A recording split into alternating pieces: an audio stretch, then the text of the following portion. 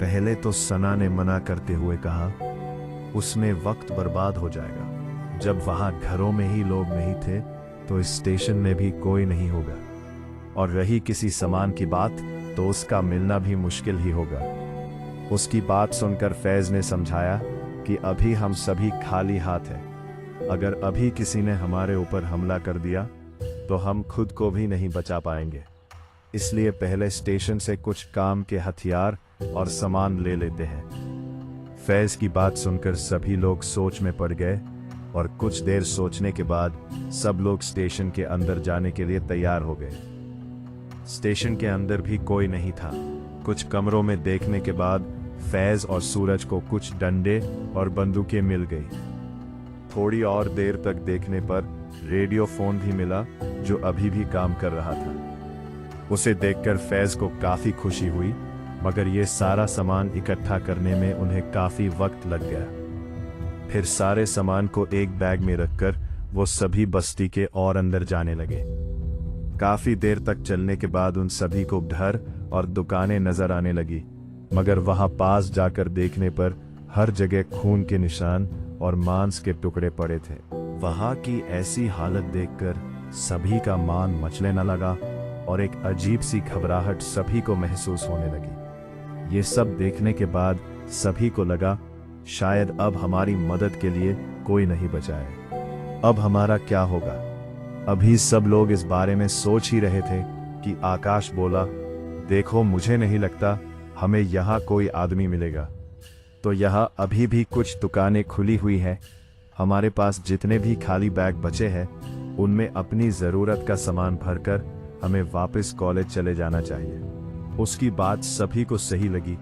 वैसे भी हम और कुछ नहीं कर सकते हैं, कम से कम कॉलेज में हम साथ और सुरक्षित तो रहेंगे। फिर सभी ने अलग अलग होकर दुकानों में से काम का सामान ढूंढकर बैगों में रखना शुरू कर दिया।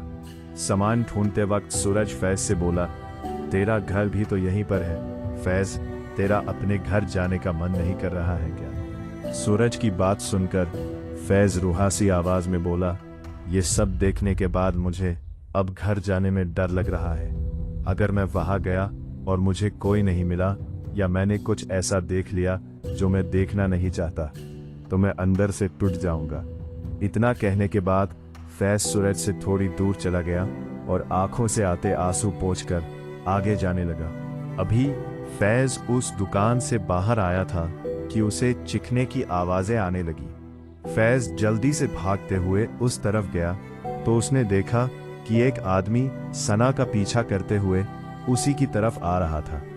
उसके हाथ में लोहे का एक डंडा था जिसे वो बार बार इधर उधर घुमा रहा था। सना भगते हुई फैज के पास आकर बोली, ये आदमी मुझे मारने की कोशिश कर रहा है।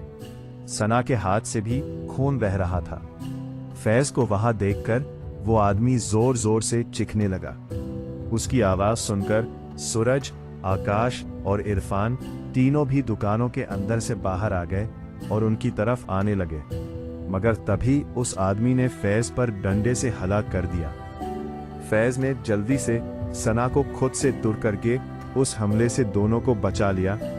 फैज ने उस आदमी को समझाने की कोशिश करी कि वो हमला न करे, मगर वो बार बार फैज की तरफ डंडा चलाए ही जा रहा था।